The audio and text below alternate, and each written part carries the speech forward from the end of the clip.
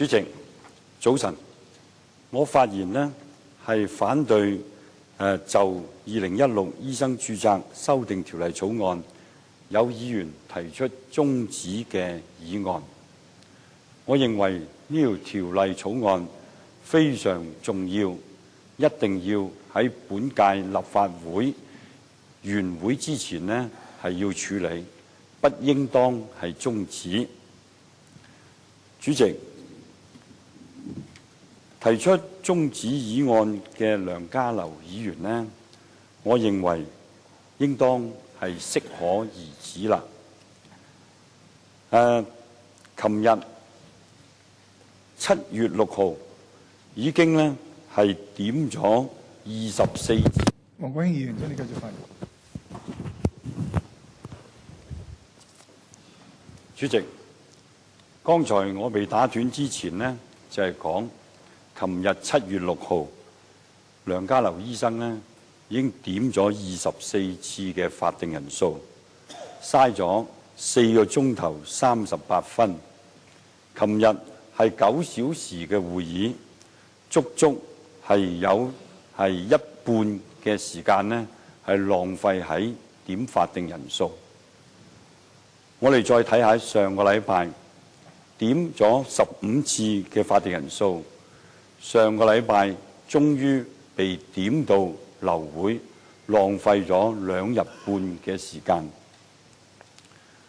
我喺呢度，我想勸阿梁醫生、梁議員，你維護業界嘅利益本來係無可厚非，但係都應當係適可而止，唔好過分情緒化。梁醫生，你過分情緒化，其實係適得其反。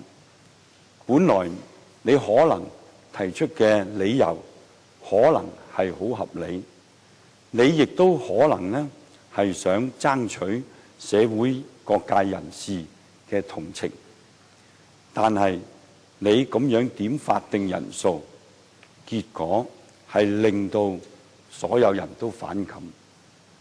梁醫生、梁議員，我覺得你係不善辭令，但係我認為呢係亦都唔應當呢係用點法定人數呢拖冧我哋嘅大會。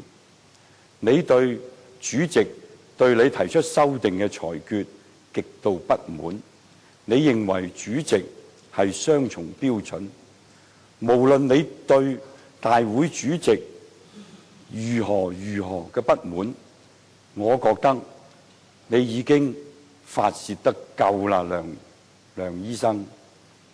因為我哋本會，我哋即係本屆立法會，只剩下連埋今日係呢個禮拜得返天半時間，下個禮拜剩返2天半時間，夾埋係不足4日。喺咁嘅情況底下，你要再用呢個點法定人數嚟去拖延處理呢條條例草案，我認為係好不智、好不理性。咁樣嘅行為，咁樣嘅做法，只能夠天怒人怨。梁醫生，我好尊重你。我認為你作為一個醫生，都有醫者父母心，最緊要就係要有人心，除咗人術之外。而現在呢一條草案係關乎所有病人嘅權益，關乎全香港作為係普羅大眾市民嘅利益。醫生本來就應當係對病人係有好無限嘅愛心、同情心。點解你為咗業界嘅利益，一定要選擇企喺病人嘅對立面呢？何必呢？何苦呢？你當然維護業界嘅利益，我認為呢都無可厚非。但係做到有理有利有節，適可而止就已經夠啦。你再咁樣做落去，結果就係魚死網爛，結果就令到病人、令到市民係對你呢個行為呢係極之係不齒，同埋係極之係痛恨。我喺呢度懇切希望梁醫生高抬貴手，適可而止，真係唔好再點人數啦。主席，喺日前幾個極具代表性嘅病人組織，佢哋都開咗記者會，係講呢點解佢哋對於呢條例草案極切希望本屆立法會能夠完成。呢幾個組織大家都知道㗎啦，包括社區組織協會、病人互助組織聯盟、香港病人政策連線，佢哋都指出呢條例草案完全係從病人嘅利益改善出發，係從市民嘅知情權出發，毫無政治性。佢哋亦都指出，促請修改呢條例已經拖延咗15年啦。喺過往已經積累落嚟嘅有成900宗嘅個案呢，係需要去醫委會呢嚟去處理。如果唔改革拖延呢，每年新增將會係400宗，而累積到2020年呢，可能達到2340宗。而現時醫委會每年只能夠處理90宗，所以喺咁嘅情況嘅底下，呢一個改革係勢所必行，呢個改革亦不得不進行。梁醫生無謂舉手啦，你聽下我作為病人嘅家屬，等我講多幾句好唔好？主席，我非常之無奈，我苦苦規勸梁醫生呢係能夠呢係唔好再點人數，不過我都係繼續呢好言相勸，我希望能夠呢打動佢嘅醫術仁心。主席，其實幾個有代表性嘅病人組織呢，都好希望呢係醫委會係要改革，針對嘅病症呢，就係醫醫相衛，或者係叫做醫醫相護。呢個咁樣嘅病症呢，已經去到非改不可嘅情況。能夠改到、改革到、醫到，就會維護到醫委會嘅聲譽，亦都呢係平衡到醫生同病人兩者嘅權益，係雙贏嘅。梁醫生，我想講一個我自己親身感受嘅故事，我希望你聽完我講唔好再點人數啦。我媽媽係做咗2次呢一個腸道係割呢個呢係癌症嘅手術。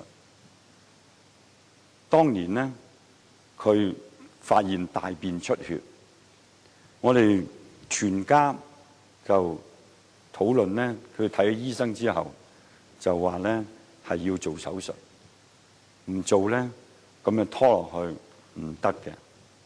但係我媽媽呢，當時呢年紀都好大啦，即係70幾歲啦，做定唔做好呢？做定唔做好呢？其實如果做，醫生俾我哋嘅專業意見，佢就可以延長嘅壽命，同時呢都可能呢係對佢健康有好處。梁醫生，你都係一個好好嘅外科醫生，亦都咧對於腸臟嘅問題，你亦都係專家。好似而家我頭先講，我哋屋企人面對呢個問題，最後我哋都接納醫生嘅意見要做。一如而家醫委會改革，存在啲息肉，存在啲癌變嘅變化。如果唔做，如果唔改革，繼續係受到醫醫相衛或者醫醫相護嘅指控，而咧累積落嚟嘅問題同埋係病人嘅權益係得唔到維護，咁所以咧確確實實從各方面去睇，係唔做呢個改革係唔得，唔做呢個手術係唔能夠係令到咧係有健康嘅醫委會。所以我就覺得易地而處，梁醫生你都會同意要做呢個手術。當時我哋揾呢個幫我媽媽睇嘅醫生喺香港都係數一數二嘅腸道著名嘅外科醫生，我哋接納咗佢意見。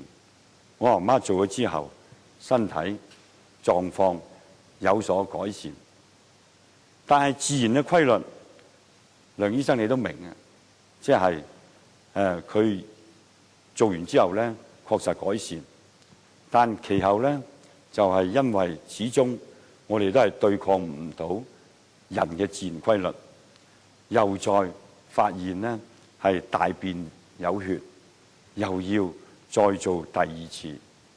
喺再做第二次嘅時候，我哋全家亦都開個家庭會議，做定唔做呢？面對呢個情況，醫生同我哋講，如果做嘅可能更加係延長，但係唔做嘅可能壽命指日可待。喺咁嘅情況底下，我哋全家開個會，決定都係聽醫生講做啦。咁最後做咗，延長咗，終於我媽媽都係壽享天年，係延長咗。我從呢個真實嘅故事，想同梁醫生分享。點解我哋當時都係聽醫生講呢？我哋就係覺得醫生呢，佢有個愛心，有個人心，佢處處都係從病人嘅利益着想，佢亦都有科學嘅態度，亦都係實事求是。而家我覺得正正好似而家我哋對醫務委員會嘅改革、醫生註冊嘅改革，各種嘅辯論正反方面都表達晒。而家醫務委員會嘅改革真係唔係可以特首可以操控。有4個委員，3個係病人組織互選，1個係消委會提名。醫委會亦都係冇咁大嘅權力嚟去咧，俾外地醫生進入本地嘅市場。本地嘅醫生嘅權益實實在在亦都冇幾大嘅損害。呢個已經咧係有好多科學嘅辯論。我相信梁醫生，你係一個好好嘅專科醫生，你都係尊重科學。我相信你都係實事求是嘅。你爭取業界利益已經盡晒你嘅力㗎啦。但係去到呢度真係要適可而止，用拉布點法定人數嘅方法唔係解決問題方法。你嘅形象會因為你咁樣拉布嚟受損害，何必呢？何苦呢？所以我仍然係懇切希望梁醫生回歸你嘅初心同埋本意，真係能夠咧體諒病人。病人又相信你，我係病人嘅家屬，我係曾經有呢個咁嘅經歷，所以我懇切希望你高抬貴手，適可而止。多謝主席。